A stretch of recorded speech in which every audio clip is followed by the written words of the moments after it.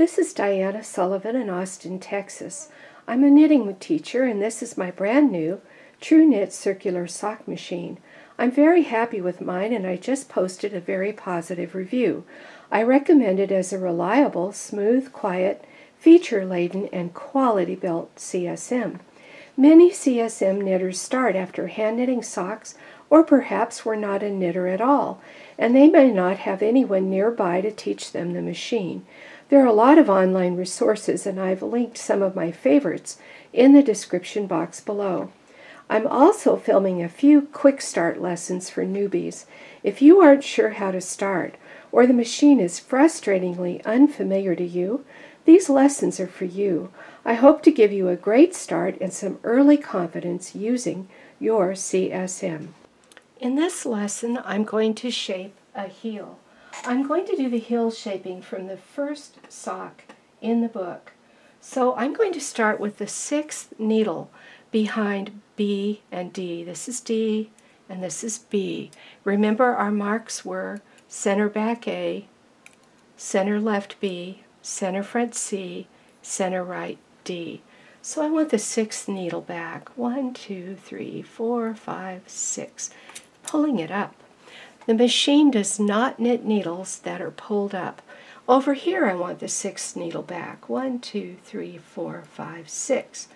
Now, remember, measure twice, cut once. I like to go and look. Did I pull up the right thing? I wanted the 6th needle. 1, 2, 3, 4, 5, 6, 7. Oops. I want the 6th needle. So 1, 2, 3, 4, 5, 6. That's better. 1, 2, 3, 4, 5, 6. Now, this is the crescent that came with the machine, and I can use that to quickly lift the needles between those two. We're going to do short rows, and our short rows are going to make a little pocket where the heel fits. Let me show you the heel of a sock. This is the heel of the sock pattern I'm about to knit. You're used to folding socks and seeing these heels sticking out. Socks with a knitted heel always work better than just a tube sock. I'm going to turn this sock another way so that you can see it this way. When I do that, particularly with the way that the color is on this sock, you can see that this dark color makes a little trapezoid, and that is the shape of half of the heel. As I knit, these rows are going to get shorter and shorter, but they're going to stay connected to the tube. And then when I get to the short area, then we're going to knit the other side, and our rows are going to get bigger and bigger. So here I am in position C, ready to start knitting my heel, and I have raised the needles on the back because we're not going to knit those. The next thing I have to do is hang heel forks. Here's a heel fork. I love the heel forks that came with this machine because they're long and they really are easy to hook in and they stay. What I want to do is put the heel forks more or less evenly along this area that we are going to be knitting. This stuff doesn't knit, this stuff does. So I'm going to go in, and there's even a diagram in the book showing you exactly where to put your heel forks. But I'm just going to eyeball it. I'm going to put this one under the hot pink mark on the right-hand side. Here's another heel fork. I'm going to put this one under the hot pink mark on the left-hand side. Now here's another heel fork. I have marked my cylinder, which I'll talk about in a minute, and I'm going to put this heel fork just inside the mark on the left, and then I'll put this last heel fork just inside my mark on the right. So I've got heel forks all around. Now I need to talk about marking the cylinder. I marked my cylinder with a pink marker. It's a Crayola washable marker. I've marked a lot of circular sock machines with a dab of nail polish, but I just wanted to use the washable marker in case I changed my mind about the shaping. However, I found the shaping in the book quite good. Among your materials is this diagram from Tru-Knit, and it tells you where to mark your cylinder. So I'm using a 60 needle cylinder, And I have heel marks in a certain place. I have 9 needles, I believe, before the mark, and 9 needles here before the mark, and then I think I have 12 in the center. Let me just verify that for you. 3, 6, 9. Yes, 9 there. And then from the dark pink, 3, 6, 9. 9 to that mark. And then in between marks, 3, 6, 9, 10, 11, 12. So I've already marked it, and that's a good thing to do before you jump in and make your actual sock. After I got these needles raised in the back, I have to move my carrier to A. You'll see that in the instructions for the socks. Well, that means I have to knit over there, and as I mentioned earlier, we go counterclockwise, so I crank back to A, and now I'm back at A. However, I'm not exactly at A. I've got to keep cranking a tiny bit more. You will know you're far enough back when the needles pop up all the way. And you can hear the machine stop clicking. And you can also observe the needle coming up. But if I keep cranking too far, it'll try to knit these and make a mess. And it'll be a bad mess. I'm not in the mood for a mess. So I've just cranked until this needle popped up. Now I'm going to shorten my row. I'm going to pull this needle up, and then the machine won't knit it. It'll just run the yarn in front of it, and it will knit the others. So I'm going to crank the other wrong direction, clockwise. And when I get here to the last needle, I keep going, click, click, click, click. Stopped clicking and the needle popped. That's how far I knit. So I pull that up and I crank. Last click and the needle's up. I'm going one way and then the other. It's really fun to do. And this machine is so reliable that it's really easy to do heels and toes without it dropping a stitch. There's one thing you have to watch, and I'll show you what that is here in a second. You have to watch how these end needles knit. Now you see this needle, it's about to knit. It knitted just fine, and the yarn immediately went to the bottom of the needle. Let's zoom in closer. I want you to watch it on this side. So I pull this needle, and then when I knit this stitch, I want you to see as it goes down and then it comes up, you see the yarn is at the very bottom of the stitch. It isn't creeping up that needle, so it's still good. And over here, and over here. See, this one's a little higher. That means that there is less weight pulling down on the knitting. And if it gets too high, like if it gets right up into the hook area, you really ought to move your weights. Usually you don't have to, but sometimes you do, so you watch it.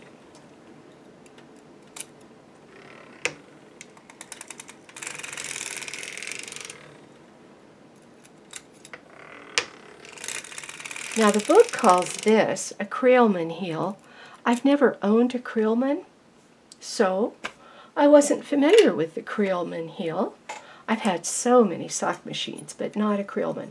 Now I'm going to move my weights in and put them under these sides here and here, more where the action is, because I'm not knitting these needles in the back anymore.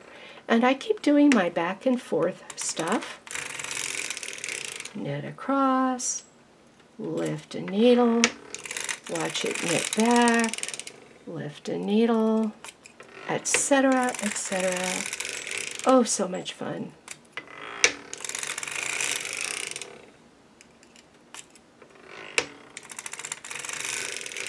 And I'm knitting that trapezoid shape I showed you.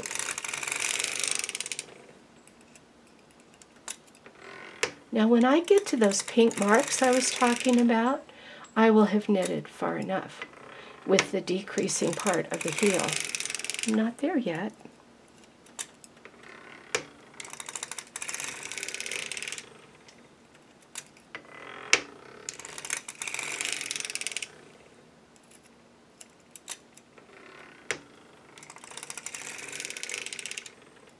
Okay, here's the spot where I don't have enough weight. That almost didn't knit off. It's way up on the needle. So I'm going to move my weights in. You have to move them in anyway at the narrowest part of the heel, and I'm almost there. So what I'm doing is I'm putting 2 of the weights here and here, which is inside those marks that I showed you, here and here. And then I'm putting the other 2 weights, I'm crowding them in there too. So they're all kind of stacked up in there, just a little crowd of weights, clickety-click. And then I can keep on decreasing until I get to this mark and this mark.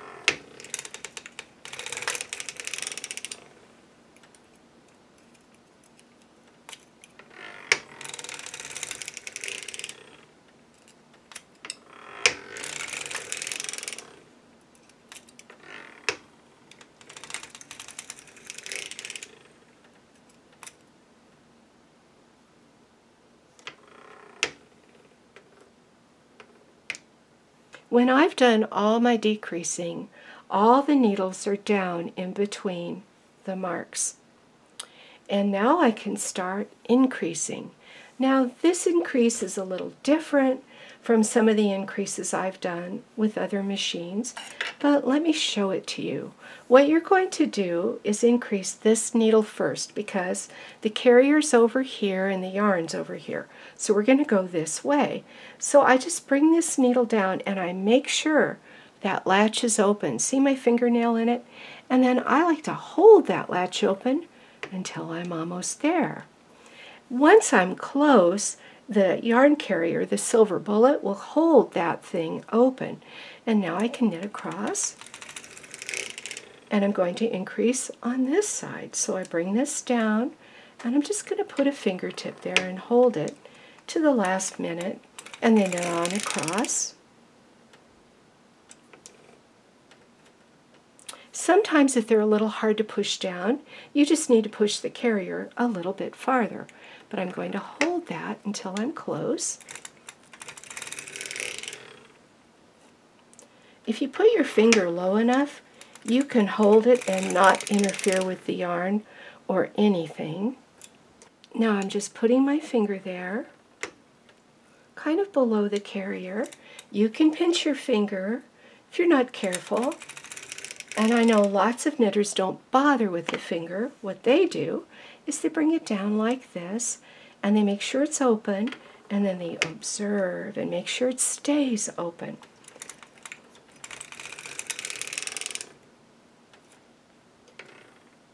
But you see this one closing? If I hadn't pushed it down quite so far, it would stay open better. But you know what? My stupid finger method works perfectly. Every time, I just have to make sure I don't run over my finger. And I could also use the gentle end of this thing and just hold it until I get close. I could do that. But hey, my finger, which is attached to my hand, is just real easy. So I keep increasing, making sure each time that the latch is open, keeping it open until I'm nearby. That one closed.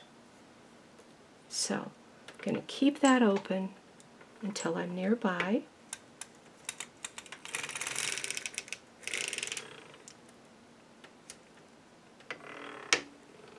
So needle down, open the latch, get that latch to stay open. Don't let it close on you. That one's wanting to close. I'm sitting in a funny spot. This is usually easier, but I've got the camera where I like to be.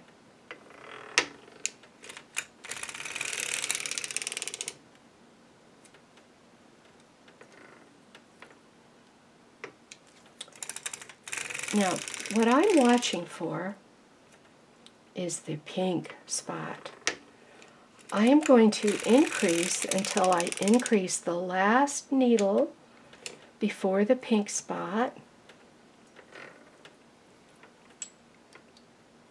I really need a finger there. Hold it open.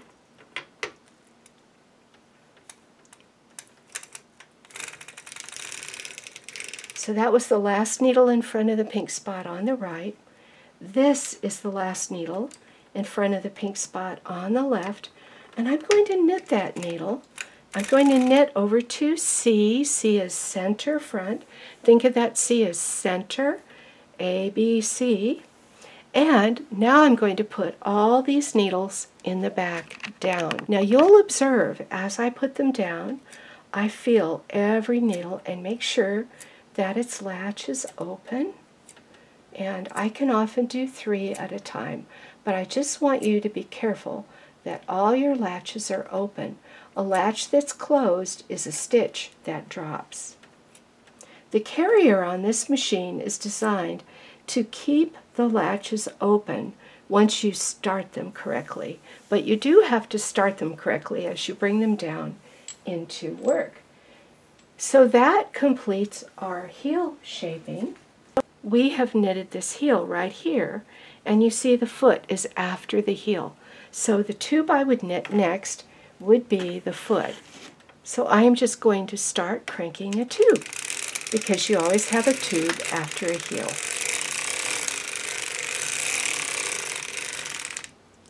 In the next lesson, I'm going to show how to shape a toe.